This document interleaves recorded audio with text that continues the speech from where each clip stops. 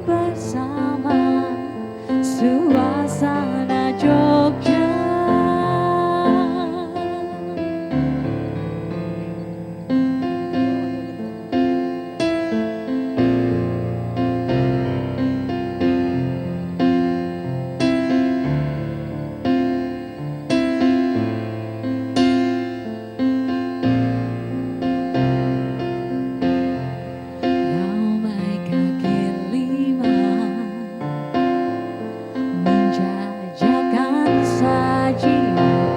Berselera orang duduk bersila,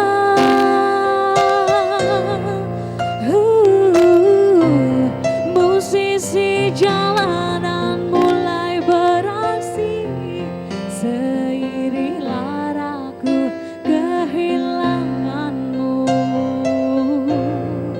merintis sendiri ditelan deru kota, walau kini kau telah tiada tak kembali. Namun kotamu hadirkan senyummu abadi. Izinkanlah aku untuk selalu pulang lagi. Bila hati mulai sepi tiada terobati.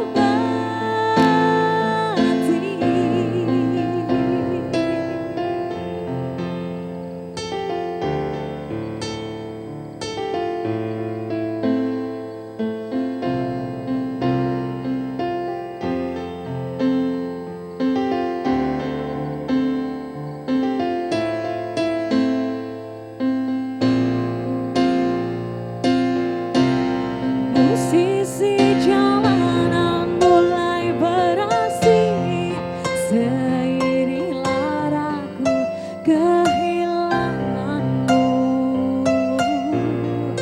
berintis sendiri ditelan deru kota, walau kini kau tak tiada tak kembali. Namun kotamu hadirkan senyummu abadi. Izinkanlah aku untuk selalu pulang lagi.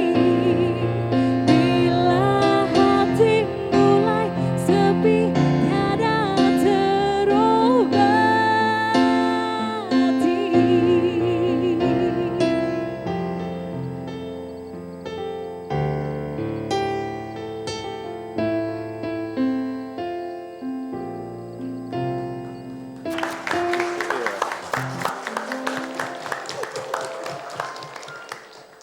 Semangat banget Mas, tepuk tangan buat Yogyakarta. Iya kan, setiap mendengar lagu Yogyakarta tuh rasanya wes nggak ingin kemana-mana, just ke Jogja ini aja. Lah rumahnya di Jogja kemana lagi? Duh, enggak kan ada yang kayak di sini, yang ada di depan ini Mbak, nih mahasiswi-mahasiswi ini datang dari beberapa daerah. Iya. Ada dari Aceh, dari Lampung, dari Bojonegoro, Babat, Iso.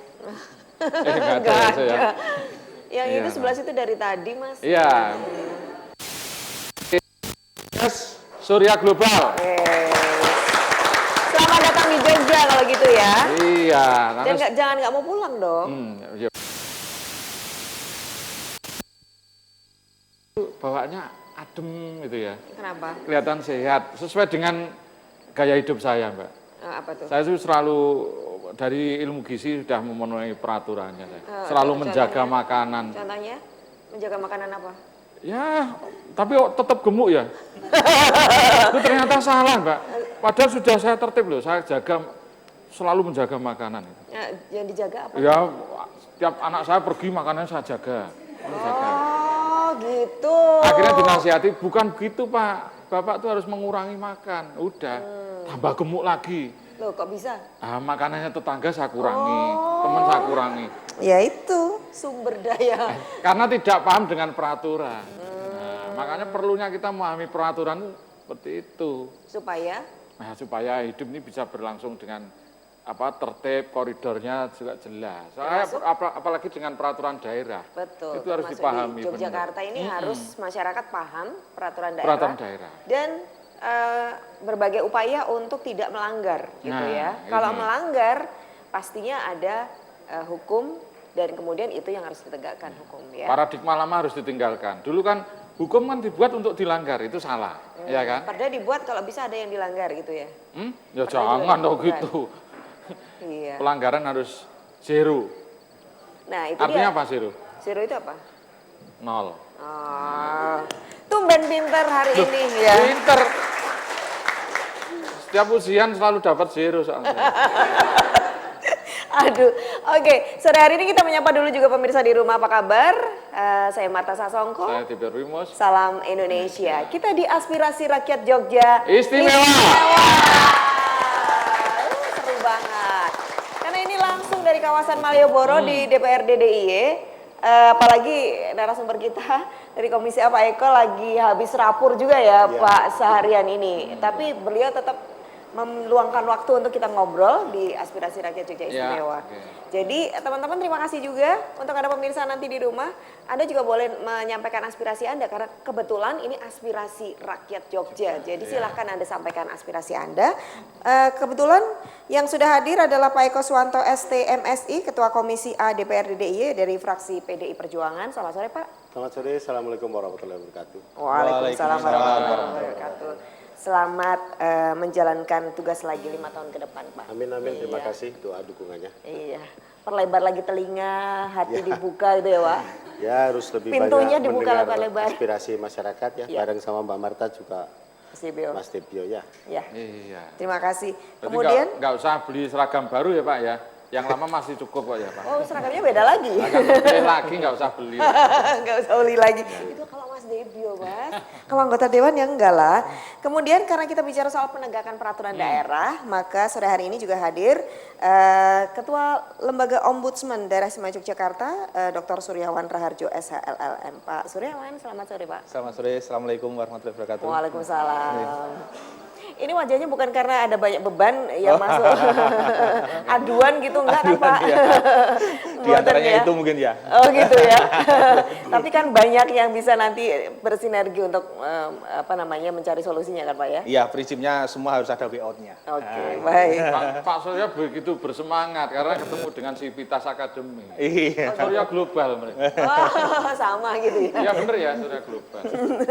Iya baik. Kemudian berkaitan dengan penegakan, maka salah satu institusi yang menjadi garda depannya adalah Satpol PP. Maka sudah hadir Dr. Andes M. Subandrio, PLH Kasat Satuan Polisi Pamung Praja DIY. Selamat sore Pak. Selamat sore. Assalamualaikum warahmatullahi wabarakatuh. Waalaikumsalam warahmatullahi wabarakatuh. Padahal biasanya kalau Satpol PP itu kita udah serem duluan gitu juga ya. Tapi yang bermasalah, kalau yang enggak ya Pak ya? Oh enggak lah. Kalau di Jogja juga agak berbeda gayanya ya. Santun-santun. Iya Ya baik. Allah tetap Iya. gaya Jogja. Gaya Jogja. Baik Pak Eko, karena kita mulai dengan judul ini, apa sebenarnya latar belakang pemikirannya? Apakah memang Perda DIY ini cukup banyak pelanggarannya sehingga secara khusus kita juga bicara tentang penegakannya Pak? Baik, jadi Pemda DIY tentu saja bersama DPRD DIY punya komitmen yang kuat gitu ya. Untuk yang pertama menjamin situasi yang sesuai dengan aturan main. Yang kedua, untuk proses pembangunan itu butuh situasi yang aman. Ya. Nah, aman itu salah satu cirinya adalah ada ketaatan terhadap aturan main. Aturan main itu bisa peraturan perundang-undangan sampai peraturan kepala daerah. Nah, di tengah-tengah itu ada peraturan daerah. Dan alhamdulillah Pemda DIY sudah memiliki setidaknya 2 perda yang terkait dengan ini. Yang pertama adalah Perda nomor 2 tahun 2017 tentang ketertiban umum ya, kemudian perlindungan masyarakat dan ketentraman itu diatur dalam Perda nomor 2 tahun 2017 yang memberi kewenangan kepada Pemda DIY untuk melakukan penegakan di 10 urusan.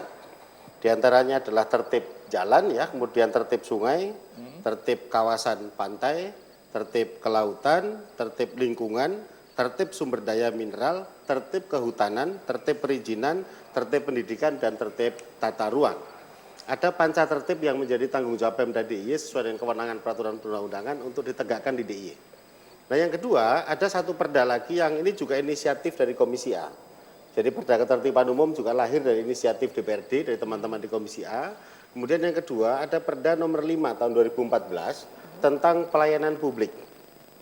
Jadi masyarakat akan gembira, akan senang kalau satu, hukum peraturan daerah ditaati. Kedua, pelayanan publik dimaksimalkan. Nah, secara khusus di perda pelayanan publik itu diberikan ruang bagi masyarakat untuk mendapatkan pelayanan yang terbaik dari Pemda. Bagaimana kalau ada pelayanan yang tidak baik, masyarakat dapat mengadukan melalui perda tadi. Yang pertama kepada atasan langsung. Ya, kemudian yang kedua kepada ombudsman boleh. Yang ketiga kepada DPRD juga boleh. Jadi disinilah kami berbagi tugas, berbagi peran. Dalam tugas fungsi DPRD ada 3. Pembentukan perda, alhamdulillah 2 perda itu inisiatif dari Komisi A. Yang kedua penganggaran bersama Pak Gubernur. Kemudian yang ketiga dari sisi pengawasan tugas-tugas Gubernur. Nah, dalam diskusi pada sore hari ini kita secara khusus akan berbincang tentang bagaimana pengendalian terhadap pelaksanaan perda. Maka ada 3 hal yang menjadi kunci dari keberhasilan upaya kita untuk mewujudkan ketertiban umum juga ketaatan perda di Jogja. Yang pertama dari sisi sosialisasi.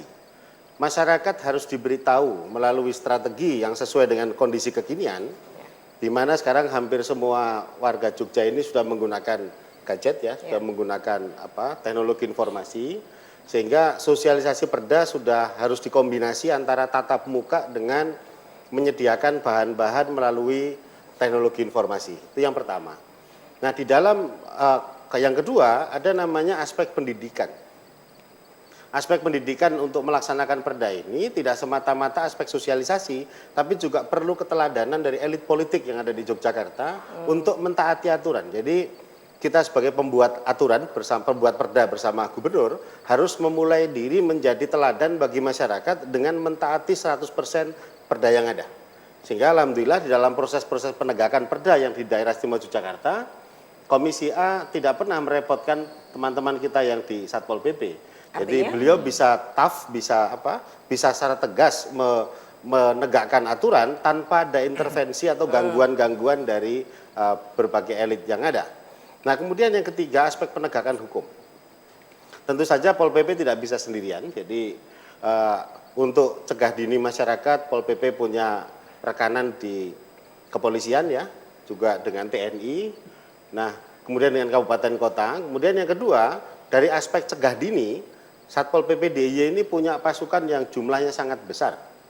Bersama dengan Pol PP kabupaten kota, ada anggota Satlinmas namanya, yang itu di bawah koordinasi Satpol PP. Jumlahnya di DIY ini 30.858 orang. Ya, tersebar di 78 kecamatan. Nah, ini bisa membantu untuk cegah dini dan deteksi dini. Oh, Pak, di sana ada pelanggaran. Pak, di sana ada ketidaktaatan. Ini bisa menjadi sumber informasi yang sangat baik. Cuman memang perlu dilatih ke depannya untuk memahami fungsi intelijen dasar. Nah, kemudian di dalam aspek penegakan ini juga tentu saja tidak bisa sendirian karena perda ini ada juga yang sanksinya ini mengamanahkan pada ketentuan undang-undang. Jadi kalau yang di perda ancaman hukumannya biasanya di bawah 6 bulan atau di bawah denda 50 juta. Tetapi ada perda-perda yang merujuk pada undang-undang sehingga penyelesaiannya tentu saja kerjasama dengan Polri. Salah satu contohnya adalah perda tentang pengendalian minuman keras dan larangan minuman keras oplosan. Ya. Tahun 2016 pernah ada kejadian pada saat yang sama meninggal lebih dari 21 orang. Kemudian waktu itu kita rapat dengan Komisi A, dengan Pol PP dan kepolisian, kasusnya kita persilahkan Polri untuk menanganinya. Ya, karena sudah melibatkan banyak orang meninggal. Jadi ini salah satu contohnya. Kemudian merujuk pada KUHP tentu saja, bukan oleh Pol PP. Ini contoh salah satu, bukan berarti kemudian Pol PP dikalahkan, tidak. Tapi ini hanya sebagian pembagian tugas saja antara kewenangan peraturan perundang-undangan dan juga kewenangan di Kepolisian. provinsi. Nah, yang lain yang juga penting adalah kesadaran dari masyarakat itu sendiri mari kita buktikan Jogja itu istimewa. Yang salah satu ciri Jogja istimewa itu adalah ketaatan kepada aturan hukum. Oleh karena itu, bagi masyarakat kami juga menghimbau, mengajak untuk ayo bareng-bareng kita hormati proses hukum. Dan saya senangnya masyarakat di Jogja ini secara pendidikan sangat baik, sehingga kesadaran untuk menjalankan hukum itu baik. Nah, ini tidak boleh diganggu oleh kepentingan-kepentingan gede yang lain. Nah, hal yang juga penting selain tadi aspek sosialisasi, aspek pendidikan, dan juga aspek penegakan hukum, penegakan perda, di Jogja ini kan ada lebih 100 perguruan tinggi. Saya kira bisa bekerja sama dengan Pemda DIY untuk mendorong sosialisasi agar perda ini bisa diketahui oleh masyarakat. Karena aturannya begini, begitu perda disahkan, dilaksanakan, masyarakat dianggap tahu perda itu. Sementara sosialisasinya belum tentu. Iya. Dan perda di DIY ini kan setidaknya ada Pak Bantu ada 40 lebih perda yang harus ditegakkan oleh Pol PP. Nah, itu dari sisi kemasyarakatannya, dari sisi pemerintahan daerahnya. Nah, bagaimana dari sisi Pol PP? Komisi A punya komitmen untuk meningkatkan kesejahteraannya Satpol PP termasuk PPNS. Nah, sekarang DPRD bersama dengan Pemda sedang membahas rancangan perda tentang perubahan perda tentang PPNS. PPNS itu penyidik pegawai negeri sipil. Jadi kita harapkan nanti kesejahteraannya juga naik, infrastrukturnya juga diperbaiki, dan alhamdulillah tahun ini sudah tambah 1 truk ya untuk Satpol PP. Jadi itu pun saya rasa masih kurang, termasuk kemarin dalam diskusi terakhir dengan Satpol PP saya sampaikan untuk mobil bus yang biasa untuk penegakan mobil ya, itu perlu diganti karena umurnya bus itu sudah 39 tahun. Jadi saya kira teman-teman dari Stikes ini tidak ada usianya yang melampaui usia truk itu, kira-kira. Jadi ini Jadi nggak bisa lari cepat gitu ya. Itu salah satu contoh bahwa dukungan kita kepada Satpol PP tidak semata-mata hanya ngejar Pol PP untuk menegakkan aturan, tetapi kesejahteraannya harus diperbaiki, infrastruktur pendukungnya harus diperbaiki, gitu ya. Kemudian sarana prasarana juga diperbaiki, kapasitas SDM-nya juga harus terus-menerus ditingkatkan. Nah, bagaimana dengan Ombudsman? Ombudsman kita harapkan menjadi kanal bagi masyarakat untuk tidak takut melakukan pengaduan, ya. Dan kita harapkan ke depan Ombudsman lebih bisa memberikan rekomendasi-rekomendasi yang lebih menggigit lagi, karena memang di dalam Perda nomor 5 tahun 2014 itu ya rekomendasinya ini sifatnya tidak sama dengan rekomendasi aparat penegak hukum yang lain gitu ya. Jadi rekomendasinya ini tidak ada sanksinya. Ya. Sehingga ke depan pun kita juga pengen ada perubahan tentang Perda pelayanan publik tadi. Sehingga harapan kita berbagai pengaduan-pengaduan tadi bisa disinergikan dengan DPRD, karena DPRD punya kewenangan yang lebih daripada Ombudsman, termasuk mengundang dinas dan lain-lainnya. DPRD lebih mudah daripada Ombudsman yang mengundang, meskipun juga sama-sama bisa mengundang kalau ada kasus tertentu. Baik. Nah, saya kira itu catatannya, dan bagi teman-teman yang ada di rumah yang sama-sama nonton Jogja TV ini ya.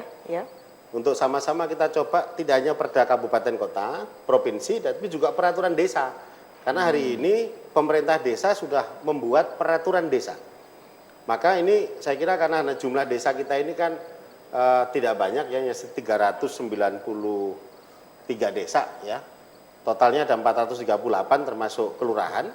Nah, kemudian untuk yang kecamatan hanya ada 78, sehingga sosialisasi perda ini sebetulnya bisa dipadukan, bisa disinergikan oleh Pemda DIY, tentu saja bukan oleh Satpol PP, tapi tentu saja kami harus bicara dengan Biro Hukum untuk kemudian merancang sosialisasi perda. Tapi lompatan teknologi ini menjadi penting, sehingga teman-teman kita yang sedang kuliah, belajar, yang milenial gitu ya, dia cukup dengan Android misalnya, begitu bisa membuka perda apa, tentang apa, semua ada di sini. Harapan kita ke depan begitu. Baik, ini menarik. Saya kira arahnya ke sana, dan harapan kita sekali lagi seluruh masyarakat di Jogja bisa memberikan dukungan pada Pemda DIY dalam melaksanakan perda-perda di daerah istimewa Yogyakarta. Edukasi nantinya yang akan bersinergi dengan masyarakat ya, Ya. Pak. Oke, ini menarik karena nanti kita juga akan melihat kasus-kasus pelanggaran perda yang ada di sini dan bagaimana upayanya untuk penegakan hukumnya di sana ya. Termasuk untuk Anda yang di sini nanti teman-teman boleh juga menyampaikan aspirasinya ya di segmen berikutnya. Nanti silahkan kesempatan buat Anda. Tetap di Aspirasi Rakyat Jogja Istimewa.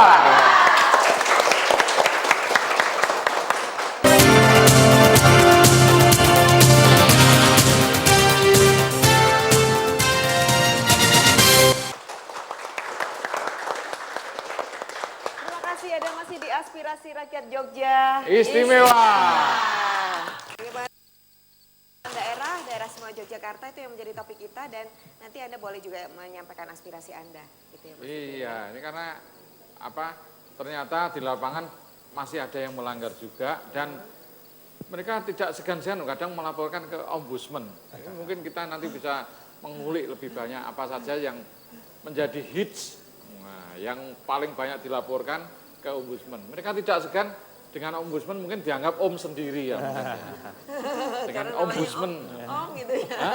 Jadi tidak segan. Pak Surya biasanya apa sih yang paling berkaitan dengan peraturan daerah ini? Iya, terima kasih. Jadi Ombudsman ini kan sebenarnya merupakan lembaga yang merupakan lembaga yang merupakan hasil dari komitmen kuat dari pemerintah. Itu tahun 2004 sampai dengan sekarang. Yang mana Ombudsman ini kan sebagai lembaga yang memang difungsikan untuk melakukan fungsi pengawasan, ya, pengawasan baik itu pada bidang pemerintah maupun pada bidang lembaga swasta, gitu ya. Tahun 2018 kemarin kami menangani 392 perkara. Jadi kalau dihitung 392 perkara ya, kalau harinya itu 384 tuh sehari bisa dua, hampir dua gitu ya. Nah itu cukup banyak karena salah satunya adalah kita menggunakan menggunakan kanal media dan juga pendekatan secara sosiologi kepada masyarakat begitu ya. Seperti apa itu Pak? Ya. Jadi begini ya, kalau di bidang pemerintah ya, di bidang pemerintah kan di dalam peraturan gubernur 69 tahun 2014 itu kan memang ada salah satu kewenangan yang diberikan kepada LODI untuk melakukan inisiatif atau kita sebut sebagai on motion begitu ya. Nah, dengan on motion itu kita mengcapture pelayanan-pelayanan publik yang ada di OPD. Ini kalau kita bicara pemerintah loh ya ini. Di OPD ya, kita mengcapture ya bagaimana pelayanan di OPD itu apakah sudah baik atau atau mungkin harus ada perbaikan-perbaikan, koreksi-koreksi seperti itu ya. Nah, kalau melihat kasus apa yang paling paling dominan begitu ya, dominan. Tapi begini, kami menyampaikan bahwa dominan itu bukan berarti sebagai sebuah wajah gitu ya. Bahwa kok ini dominan, berarti di OPD ini pelayanannya tidak bagus. Tidak semata-mata apple to apple seperti itu. Tidak bisa kita analogikan seperti itu begitu ya. Kalau kemudian kita mengcapture ini kemudian menganggap kok tempat saya tuh yang ini bukan. Ini kami harus mengatur seperti ini karena ini penting, jangan sampai kan ya sekarang kan semua kan WTP, kemudian semua kan kinerja yang baik gitu ya. Jangan sampai kemudian kita sebut begitu kok terus kemudian merasa lah OPD tempatku seperti itu ya. Nah, memang yang paling sering dijadikan sebagai topik konsultasi di tempat kami itu adalah bidang perizinan. Bidang perizinan ya. Baik itu perizinan macam-macam kan di macam-macam ya. Baik itu di DPMP kabupaten kota ya, kemudian DPM PPT begitu ya, seperti di tingkat. Tapi kepada apa Pak kesulitan untuk mendapatkan perizinan atau apa? Ya, jadi kecenderungannya itu adalah perlakuan yang tidak sama ya antara perizinan model 1 dengan bidang usaha yang lainnya. Itu kecenderungannya seperti itu. Kemudian yang kedua, sebetulnya tidak ada masalah, konsep perizinannya nggak ada masalah. Tapi kemudian bidang usaha ini atau usaha ini ada, masyarakatnya itu komplain. Misalnya komplain itu macam-macam komplain itu. Misalnya limbahnya, ini berarti kan AMDAL gitu ya. Limbahnya masyarakat kena dampak itu. Kemudian kita telisik, ketemu nih ternyata ada izin yang ada salah satu atau dua persyaratan yang itu nggak beres, ya, AMDAL-nya nggak beres ya, seperti itu kan, analisa lingkungannya, kemudian masalah ya kita kan harus juga manajemen sosial juga kan begitu ya, manajemen sosial juga harus begitulah. Jadi sebenarnya kalau melihat dari sisi dalam artian hanya into the paper-nya saja, apa yang kita lihat saja, kita nanti menjadi tidak mengetahui apa yang ada di under the table-nya, di bawahnya. Yeah. Nah gitu ya. Jadi kayaknya baik-baik aja sih kayaknya ya. Tapi ketika ada pengaduan itu, kita kemudian ada konsultasi, kemudian kita menelisik ada masalah apa atau sebetulnya. Ada investigasi namanya kita melakukan investigasi kan begitu. Bisa juga kita undang dulu, kita klarifikasi kan begitu ya. Seperti itu. Kemudian dari Ombudsman dengan adanya pelanggaran tersebut apa yang bisa dilakukan? Ya. Yang jelas yang pertama bahwa kita pastikan dulu apakah itu kewenangan kita atau bukan, Mbak Marta. Okay. Jadi itu yang harus kita pastikan dulu. Ini kewenangan kita atau bukan, ya. Nah, setelah itu pasti memang itu kewenangan kita. Kemudian yang kedua itu adalah apakah betul memang permasalahan atau kerugian ini, ya masalah ini memang betul adanya. Sehingga kita minta kepada si pelapor itu untuk menyampaikan kronologi. Dia membuat kronologi dari versi si pelapor. Kemudian juga dokumen-dokumen pendukungnya. Ya mungkin kalau di APH alat bukti gitu aja lah, dokumen-dokumen pendukung, tapi juga tidak, yang penting ada itu aja lah, ada ya. Nah, kemudian setelah itu baru kemudian bisa kita tindak lanjuti. Perlu diingat Mbak Marta dan juga pemirsa sekalian bahwa tidak semua perkara itu kemudian kita tangani gitu ya. Karena banyak perkara yang juga kita selesaikan secara konsultasi. Mediasi ya Pak ya? Ya media. Belum mediasi belum, Pak. ya? Jadi belum mediasi, jadi konsultasi. Jadi bisa saja ini kan sebetulnya nilai kenyamanan, ya nilai kenyamanan atau persepsi dari masyarakat. Yang itu kemudian si tadi beliau Pak Eko tadi menyampaikan ini mungkin masalah sosialisasi yang belum tuntas gitu ya, tuntas. Kan kita juga harus ini kadang-kadang kita kan juga ada urusan juga dengan indeks kenyamanan gitu ya, nyamanan. Jadi bagaimana tingkat kenyamanan misalnya seperti punya rumah kemudian di dekatnya itu misalnya ada tempat sampah begitu ya, ada depo sama tempat sampah begitu ya, ini kan seperti itu. Mana yang duluan, yang tinggal duluan atau sampahnya duluan kan begitu, seperti itu kan gitu ya. Jadi telisik dulu, berarti yang duluan yang dimenangin Pak? Ya belum tentu juga. Baik Pak Surya. Nanti akhirnya putusannya sifatnya rekomendasi itu Pak ya? Ya, jadi ada dua sebetulnya, ada dua produk yang dikeluarkan oleh Ombudsman ya, LODIY ini. Yang pertama namanya rekomendasi. Artinya rekomendasi ini prosesnya sudah komplit, dalam arti nanti proses konsultasi selesai, kemudian klarifikasi, kemudian mediasi selesai begitu ya. Nah, ini nanti keluar namanya rekomendasi dengan segala metode yang kemudian ada metodologinya, kemudian kita menyusun rekomendasi ini. Yang kedua itu namanya LPK ya, laporan penyelesaian kasus gitu ya, seperti itu ya, LPK. Nah, LPK ini sebetulnya ya rekomendasi juga, tapi begini ya. Ketika perkara itu dikonsultasikan kepada LODIY atau ya dikomunikasikan kepada kami, baru konsultasi saja pihak terlapornya ngerti ya, langsung kemudian merealisasi apa yang kemudian menjadi harapan dari masyarakat atau orang yang bersangkutan. Atau mungkin pemerintah kemudian melakukan tindakan-tindakan tertentu, kebijakan tertentu begitu ya. Bisa juga terjadi baru masuk undangan klarifikasi pertama, selesai. Langsung berbenah gitu Pak ya. Contohnya misalnya PPDB yang baru Gayeng kemarin tuh ya. PPDB begitu ada yang salah input, kemudian ada yang ada yang kemudian memanipulasi data begitu. Ketika masuk ke tempat kami komunikasi dengan Dikpora atau dengan Dinas Pendidikan Kabupaten Kota begitu ya. Itu kemudian langsung realisasi gitu ya. Ada tindak lanjut. Dokumennya udah komplit realisasi. Nah itu jadi keluar LPK-nya. Nah, keluar LPK-nya. Artinya sudah kita tangani, cuman itu tidak memenuhi secara metodologi tidak memenuhi. Cuman apa yang kemudian diharapkan tujuannya tercapai gitu. Jadi saya pikir sebenarnya yang diharapkan ya LPK ya, karena begitu ada laporan ada tindak lanjut gitu ya. Kalau sampai rekomendasi kan mungkin cukup panjang untuk memprosesnya. Harapan kami memang begitu track pendek. Baik. Tujuannya terpenuhi, tapi tidak sekedar tujuan, tetap harus bermartabat dan berkeadaban ya, nggak sekedar kita kemudian lucu aja enggak. Baik. Proses terpenting bagi kami, proses. Baik, Iya. ya. Kita akan memberi kesempatan kepada audiens, tapi sebelumnya kita konfirmasi dulu ke Satpol PP ya, karena Satpol PP ini penegakan hukum yang tadi yang paling garda depannya. Pak Subandrio senyum-senyum aja itu bukan karena nggak ada masalah, masalahnya banyak gitu ya. 2018 aja kasus-kasus pelanggaran perda ini yang paling banyak masih kaki lima gitu ya Pak. Apakah tahun 2019 ini tanda-tandanya masih sama atau sudah agak berbeda nih petanya? Kita tetap sama dalam artian tugas-tugas Pol PP tetap kita laksanakan sesuai dengan SOP kita. Jadi kita selaku OPD itu memang bertugas membantu Bapak Gubernur untuk melaksanakan penyelenggaraan urusan pemerintahan bidang ketentraman, ketertiban, dan perlindungan masyarakat. Untuk itu kita memang punya fungsi untuk dapat melaksanakan koordinasi pelaksanaan, termasuk penegakan peraturan daerah dan peraturan kepala daerah.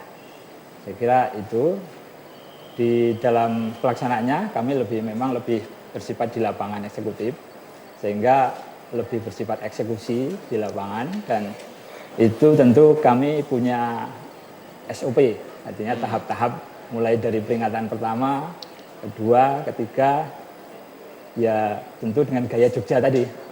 Selain Kayak gitu ya, gimana Pak? formal, Nggak represif gitu ya Pak? juga kita Santun ya? dekati dengan santun, dengan lembut, supaya kita sentuh, kita sentil. Kalau perlu kita idik-idik juga itu. Kalau kerasa Pak, sering kerasa nggak Pak? Jangan-jangan malah nggak kerasa digituin Pak? Tetap dengan tidak mengurangi ketegasan kita, sesuai dengan peraturan perundang-undangan. Ya, baik. Ya, ya, ya. Kita bahas nanti yang contoh-contoh detailnya ya Pak. Kita akan undang dulu audiens ini kebetulan mahasiswa, jadi mungkin punya pemikiran kritis juga. Silahkan, Ya. siapa yang mau menyampaikan aspirasinya? Silakan. Ya, boleh berdiri, sebutkan namanya. Bismillahirrahmanirrahim. Assalamualaikum warahmatullahi wabarakatuh. Waalaikumsalam warahmatullahi wabarakatuh. Perkenalkan, nama saya Merah Susanti. Begini, saya ingin menanyakan bagaimana cara agar perda-perda yang telah disahkan bisa dapat tersosialisasi kepada masyarakat pada umumnya. Karena rata-rata termasuk saya sendiri kurang begitu familiar dengan perda-perda yang sudah ada. Menurut hemat kami, perda-perda yang sudah disahkan ada baiknya untuk dapat disosialisasikan ke pedesaan. Terima kasih. Wassalamualaikum warahmatullahi wabarakatuh. Oke, satu lagi sekalian, silakan. Ya, terima kasih untuk kesempatannya. Perkenalkan, nama saya Mela Wahyuni. Di sini saya ingin menanyakan, apabila ada perda kabupaten atau kota yang bertentangan dengan perda provinsi, siapa yang berhak untuk menguji perda kabupaten atau kota tersebut yang kemudian untuk membatalkannya, dan bagaimana solusinya? Oke. Sekian, terima kasih. Baik, terima kasih banyak. Ini rombongannya jawabannya Pak Iko nih. Ini hierarki perundang-undangan nih Pak Eko nanti ini ya. Jadi begini, yang pertama sependapat dengan Mbak Santi tadi bahwa sosialisasi harus terus-menerus ditingkatkan melalui 3 cara. Yang pertama adalah program-program sosialisasi perda harus dirancang oleh Pemda dengan tatap muka dengan tokoh-tokoh masyarakat. Dan saya setuju basisnya adalah desa. Ya, karena jumlah desanya tidak banyak, sehingga kalau bisa digabungkan ke 1 kecamatan atau 2 kecamatan itu masih memungkinkan. Dan ini menjadi PR saya, nanti tanggal 17 Juli ini Komisi A akan membahas rancangan kebijakan umum anggaran bersama dengan Pemda, dan nanti teman-teman Stikes boleh datang antara tanggal 17, 18 sampai 19 untuk mengikuti rapat kerja Komisi A. Salah satunya adalah tentang sosialisasi perda-perda tadi. Saya kira saya tidak akan banyak komentar, lebih baik saya laksanakan aja, nanti diputuskan tanggal 17, 18 dan 19. Kemudian yang berikutnya tentu saja melalui teknologi informasi dan komunikasi, sehingga kepada Biro Hukum juga kita sarankan untuk segera merancang sistem sosialisasi yang keren gitu ya, yang wow gitulah, kira-kira gitulah untuk teman-teman yang milenial tadi, sehingga di setiap Android orang bisa membaca peraturan daerah. Nah, untuk Mbak Susi tadi pertanyaannya sederhana sebetulnya, tapi jawabannya tidak mudah. Yang pertama begini, di dalam penyusunan perda kabupaten kota itu ya, sebelum disahkan itu melalui mejanya Pemda DIY dulu.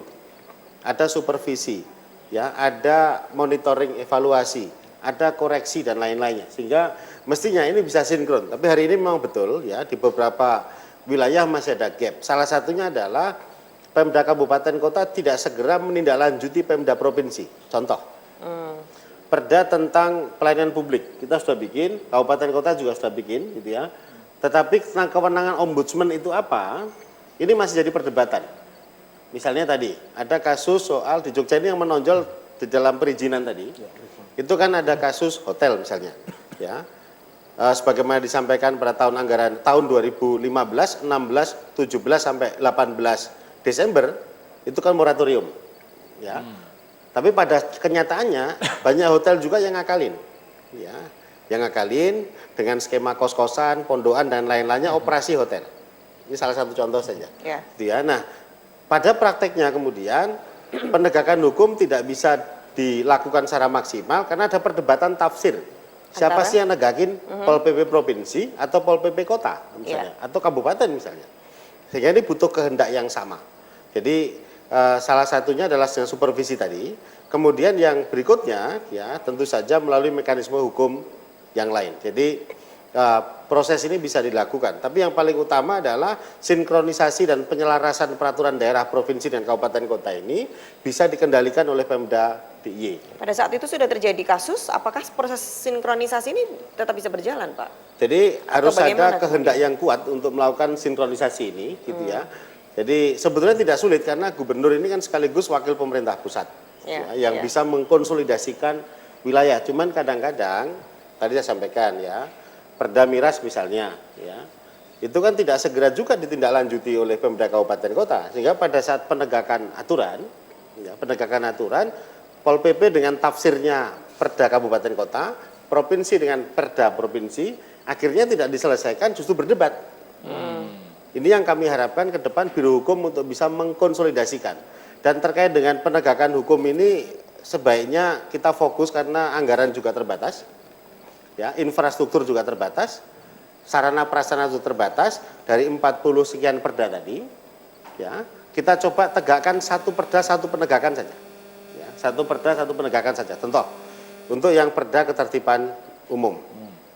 Di situ ada namanya tertib kelautan. Sesuai dengan kewenangan Undang-Undang Nomor 23 tahun 2014, Mbak Marta, kelautan 100 meter sepadan pantai plus 12 mil laut itu kewenangannya ada di provinsi. Sekarang bagaimana kemudian menertibkan berbagai bangunan komersial yang ada di sepanjang pantai di kawasan selatan ini. Ini salah satu contohnya saja. Kemudian juga tentang perhotelan yang ada di beberapa wilayah yang di DIY. Saya kira itu butuh goodwill ya tentang mekanisme penegakannya.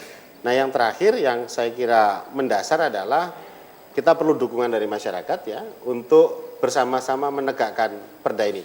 Dan kami sarankan kepada Ombudsman ketika menangani kasus-kasus perizinan sebaiknya menggandeng Polri, Kejaksaan dan KPK. Jadi karena dugaan saya di balik perizinan yang tidak beres ini ada gratifikasi dan lain-lainnya. Saya kira ini salah satu yang penting gitu ya, salah satu yang mendasar sehingga kalau KPK dilibatkan ya Polri dilibatkan kemudian siapa yang akan Kejaksaan bisa mendorong itu dilibatkan. Pak ketika misalnya situasinya memang tidak ada inisiatif untuk ke KPK Saya kira dan Ombudsman sebagainya. beliau hidup di kampus lama Bisa mendorong. sehingga komitmen anti korupsinya pasti sangat tinggi. Dan masyarakat tadi mungkin bisa ikut Oh iya, jadi mempercepat. kalau ini kan cukup undangannya dari Ombudsman aja untuk permintaan supervisi, saya kira bukan hal yang sulit. Oke. Kalau DPRD kan tidak bisa melakukan itu malahan gitu ya. Oke, baik, menarik. Pak Subandrio, kalau dari yang disampaikan Pak Eko tadi sosialisasinya, apakah itu juga nanti berpengaruh ketika mereka merasa saya belum tahu soal ini gitu. Kemudian ada penegakan perda di sana. Seringkah seperti itu sebagai evaluasi apakah sosialisasi ini sudah berjalan atau belum? Yang terjadi di lapangan sebenarnya malah sudah banyak yang tahu. Tapi perizinan itu sudah banyak yang tahu sebenarnya. Kami kalau melakukan operasi biasanya yang kita buka juga dari izin. Kalau pintu izin itu belum ada tentu kami langsung masuk. Karena dari situlah kita bisa melakukan eksekusi. Jadi biasanya memang sebenarnya sudah tahu tapi kadang terlambat, tidak diperbarui atau memang pura-pura tidak tahu.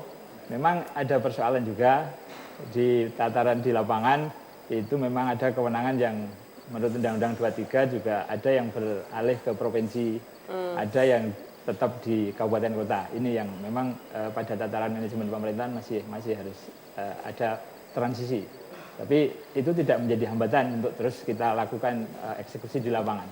Di 10 tertib Kalau itu, misalnya ada tadi Pak kontradiktif antara kabupaten dan provinsi, apakah mungkin kemudian Satpol PP kabupaten dan provinsi ini justru bersinergi gitu tanpa harus melakukan persoalan dulu yang berbeda gitu Pak?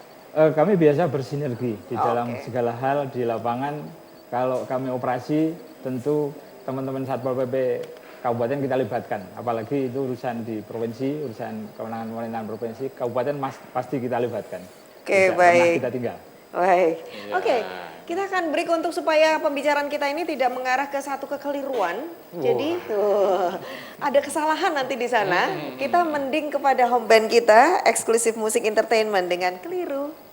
Jangan sampai kita yang keliru ya Mas. Iya, biar mereka aja.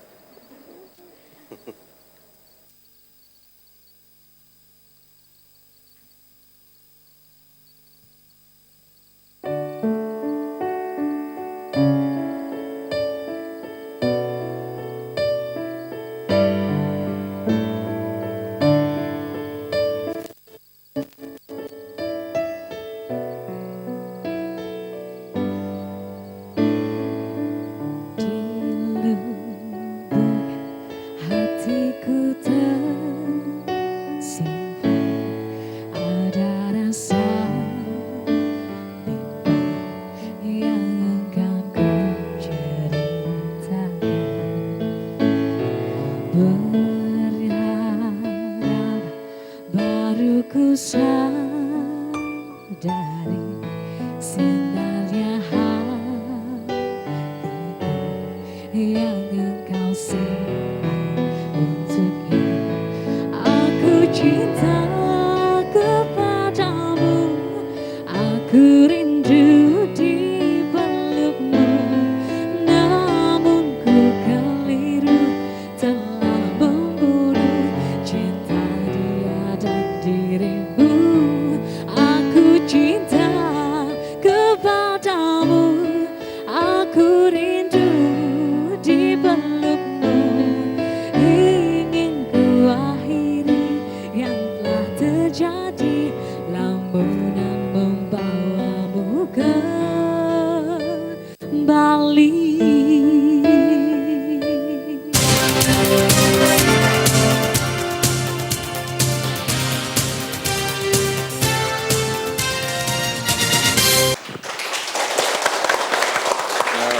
Masih dari kawasan Malioboro, DPRD DIY memberikan kesempatan untuk Anda memberikan aspirasi Anda di aspirasi rakyat Jogja. Istimewa.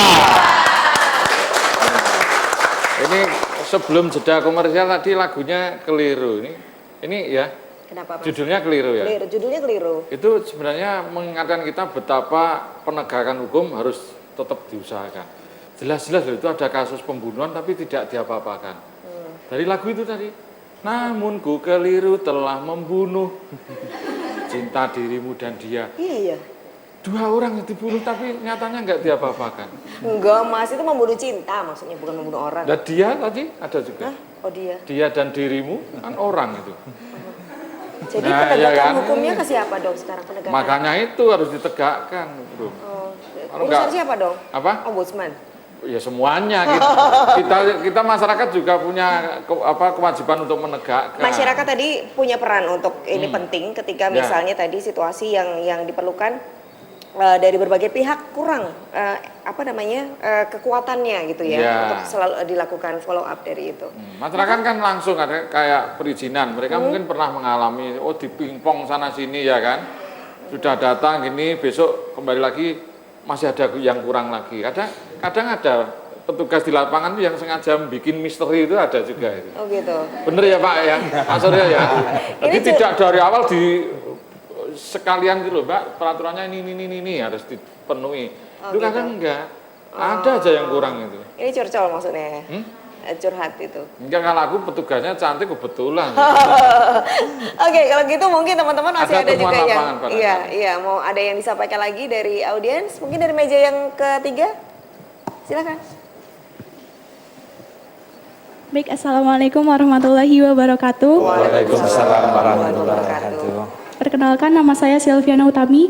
Saya ingin bertanya, jadi pertanyaannya, seberapa besar peran masyarakat dalam pembuatan undang-undang, maksudnya dalam pembuatan peraturan daerah menurut Undang-Undang Nomor 12 Tahun 2011? Apakah dimulai dari perencanaan, penyusunan, pembahasan seterusnya, ataukah peran masyarakat hanya berlaku pada saat sosialisasi dan reses dari Dewan? Seperti itu, karena menurut Kabag Hukum Kabupaten, peran masyarakat hanya berlaku ketika pemerintah melakukan sosialisasi atau reses Dewan. Apakah hal itu telah sesuai dengan amanat Undang-Undang Nomor 12 Tahun 2011? Seperti itu, terima kasih. Wassalamualaikum warahmatullahi wabarakatuh. Waalaikumsalam. Jadi maksudnya masyarakat cuma dapat hasil akhirnya gitu ya, mereka nggak diajak ngobrol duluan gitu ya. Oke, baik. Ya. Baik, jadi yang pertama menyusun perda itu dari dua pintu. Pertama adalah usulan dari pemerintah daerah, yang kedua ada inisiatif DPRD. Tapi ada satu perda yang itu usulannya hanya dari pemerintah, namanya Perda tentang APBD, gitu ya, anggaran pendapatan dan belanja daerah. Itu spesifik khusus memang hanya dari Pemda. Nah, bagaimana mekanismenya? Ada beberapa hal. Yang pertama adalah dalam penyusunan perda di DPRD itu melalui 3 tahapan. Yang pertama adalah inisiatif. Ini sesuai dengan Undang-Undang Nomor 23 Tahun 2014 ya, bahwa setiap anggota DPRD itu berhak untuk mengajukan rancangan perda. Itu prinsip dulu.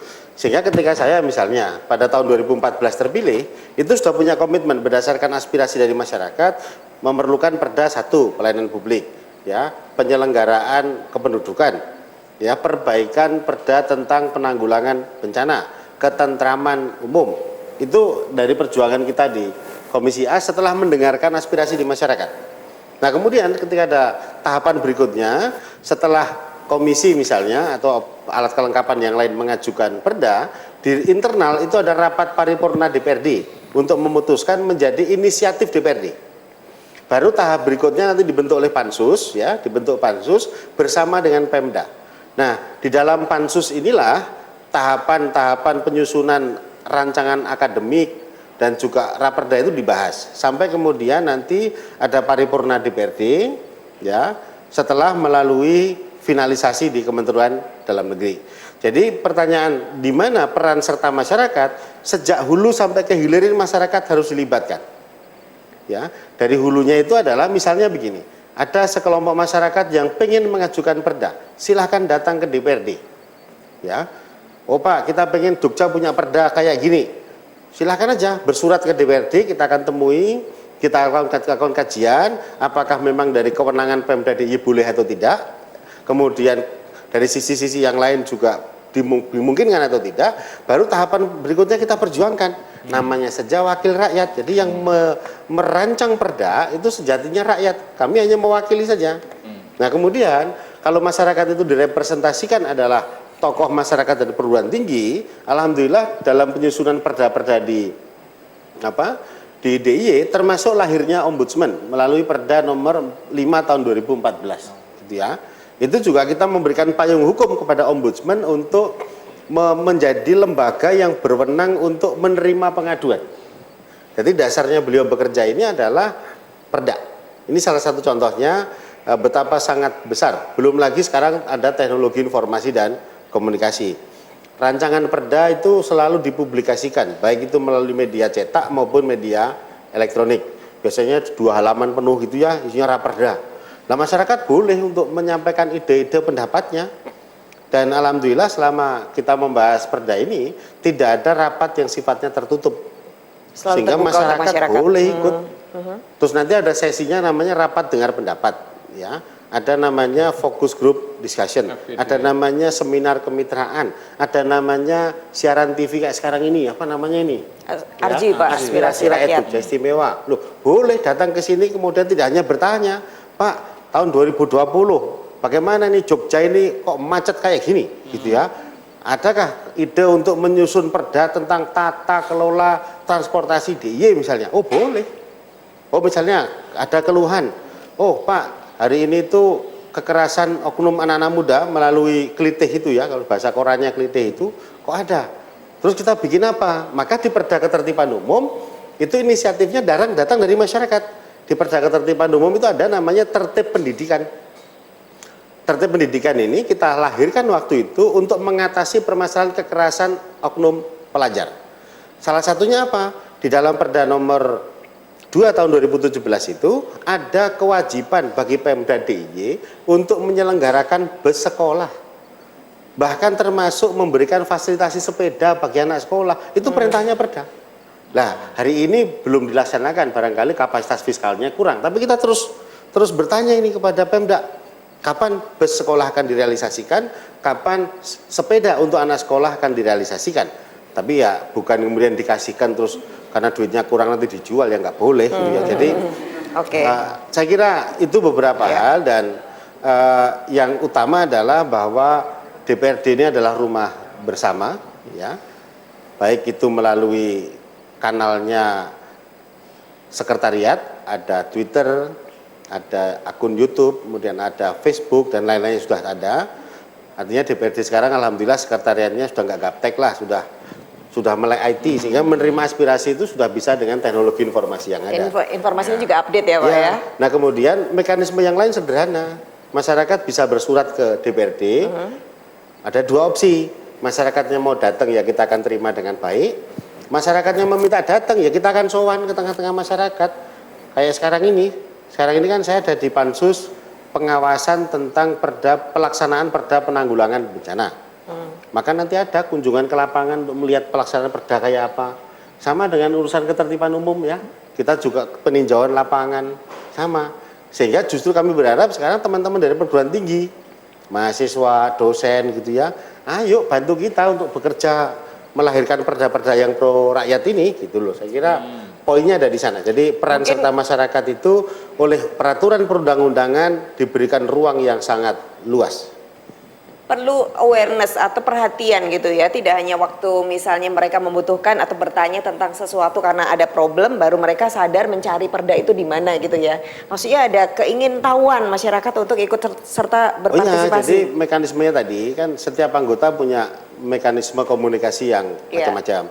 Saya sendiri misalnya akun sosmed yang memang saya dedikasikan untuk pekerjaan, untuk tanggung jawab ya, untuk menjalankan kewajiban saya sebagai DPRD itu ada websitenya di ekoswanto.com ya, nanti bisa dibuka di sana. Teman-teman bisa ngelihat perdanya apa saja di DIY ada di situ. Ya. Meskipun sekarang masih kita develop lagi, karena kemarin ada perbaikan-perbaikan, termasuk di akun Twitter. Jadi ada @eko_swanto. Lebih cepat yang mana dilihat Pak? Twitter, karena Twitter itu sangat dinamis dan memberikan pesan bisa langsung. Contoh paling gampang ombudsman, nanti kerjaannya bareng sama ombudsman. Dan sekarang Pemda DIY sudah bikin namanya e-lapor. Jadi kalau masyarakat mengadukan itu cukup dengan motret. Jadi misalnya oke, ini ada jalan rusak, cukup difoto saja, foto terus langsung dikirim sudah kepada Pemda atau dimention kepada Eko Swanto, Pak jalannya rusak Pak, kilometer sekian. Nah besoknya kami bisa bicara dengan Pemda untuk membantu menyelesaikan itu, kira-kira begitu. Oke, baik, nanti kita tagih Pak itu ya. Oh, iya. Ada batas waktunya nggak Pak? Nah, kalau Twitter kan bisa 24 jam dan akunnya DPRD juga ada. Nanti teman-teman masyarakat bisa mengakses di @humas_dprd_diy. Baik untuk Twitter, Facebook dan lain-lainnya. Kalau tidak salah @humas_dprd_diy. Jadi bisa disampaikan.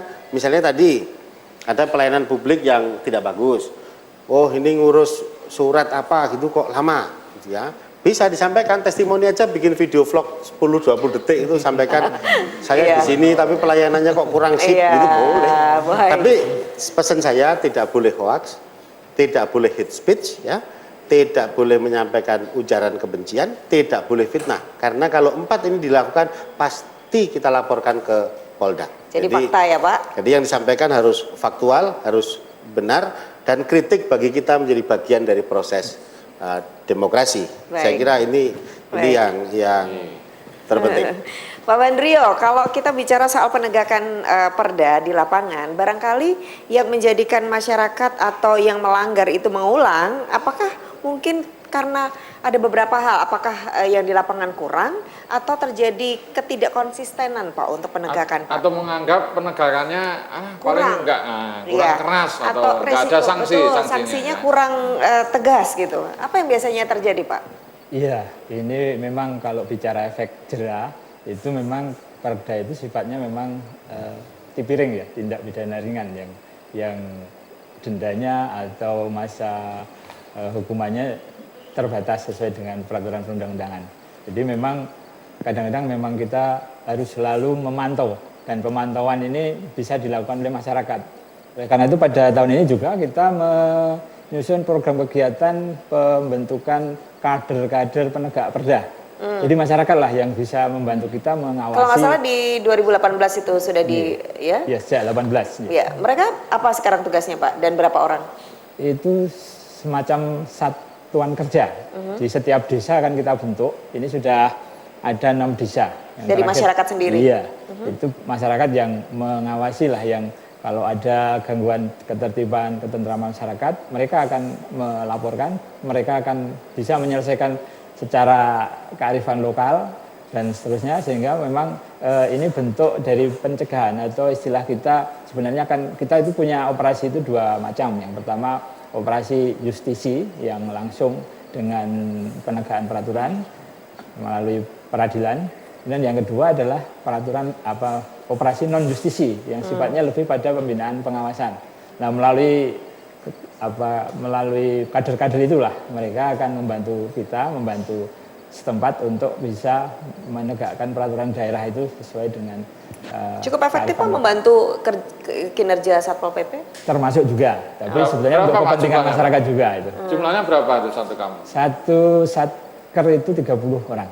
Namanya bebas mereka memberi nama? Bebas memberi nama sesuai dengan masing-masing desa akan diberi nama apa.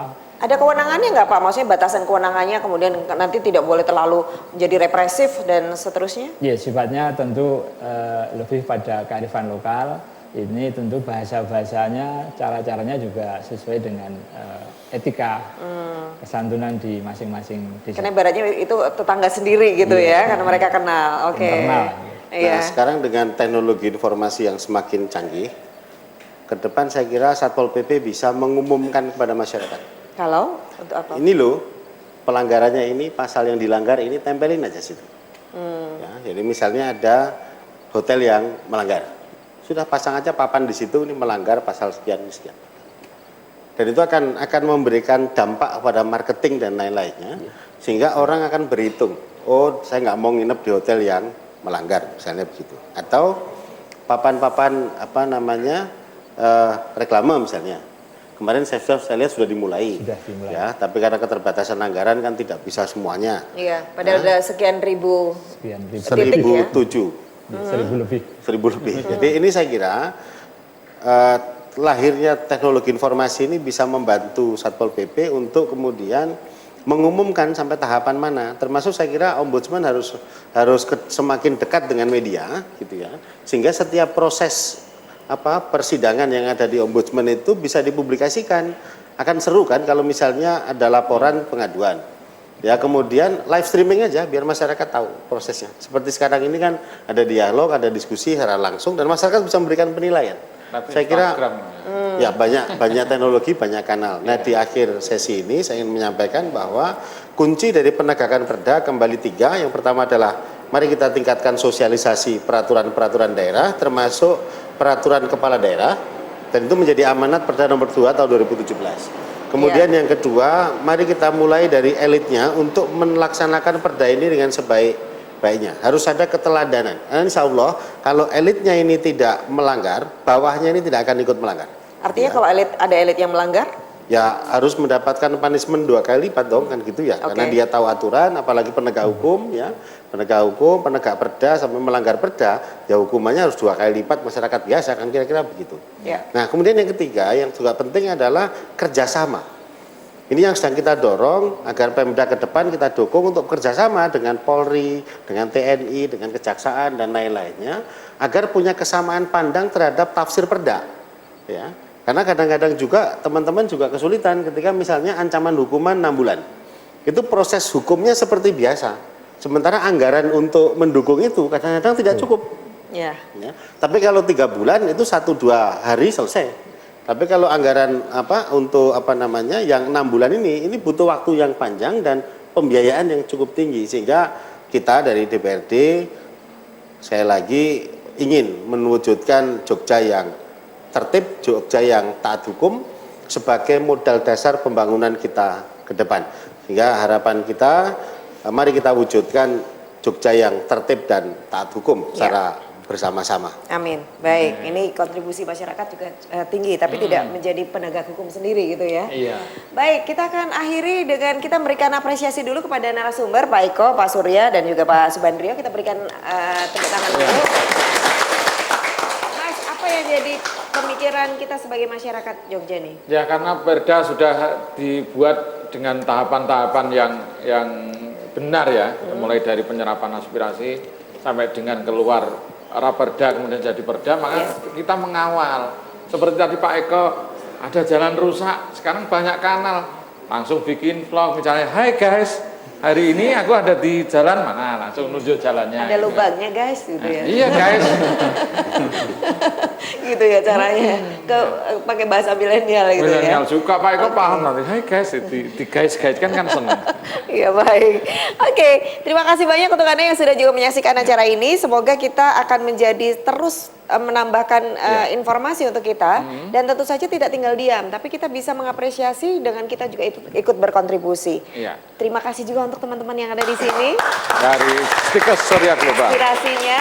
Ayo kita tutup dengan terima kasih banyak sekali lagi. Saya Marta Sasongko. Saya Divya Primus. Salam Indonesia.